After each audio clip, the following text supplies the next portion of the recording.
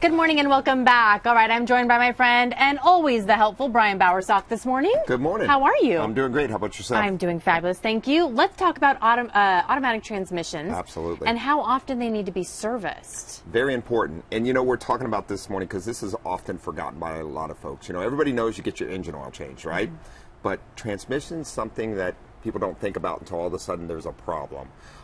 We recommend to service transmissions a lot more often than the manufacturer does, and I'll tell you why. There's only two things you can do to help a transmission, and that is keep the temperature in good order and service it, because those are the two big things that cause failures: lack of servicing and heat.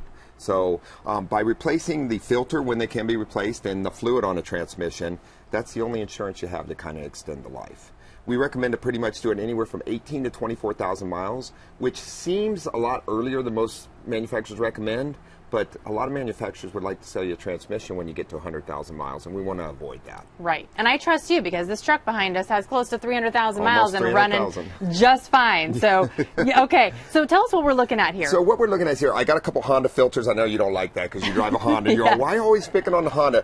The reason why these filters are not replaceable during a service on a Honda. So they actually trap everything for the life of the transmission, and they get replaced if you have to rebuild it. So these two transmissions were rebuilt, and what you can see gets trapped in a filter, and they're great examples. That's why I use it. We have a bunch of clutch material stuck in this one, which caused a failure and stuffed the transmission filter full of clutch material, reducing fluid flow. And then this one was a metal failure, something inside as far as planetaries or gears failed, causing the filter to plug up. It just goes to show what a filter does and why it's so important, if it is replaceable, to replace it and replace the fluid on a regular basis and extend the life. Transmissions are electronically controlled.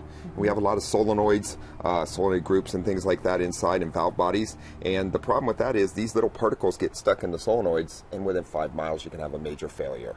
That's not good. That's not good at all. So what we just recommend folks to do is service a transmission regularly when recommended. Go to a quality facility such as ours to have it done. If you're towing things like that, add extra cooling to it, like coolers on the outside are great for it, keep the temperature down, and you'll extend the life of the transmission for sure. Great tips. Thank you, Brian. Appreciate it. Always glad to be here and help out. Thank you. We'll see you back next weekend. Yes, ma'am. All right.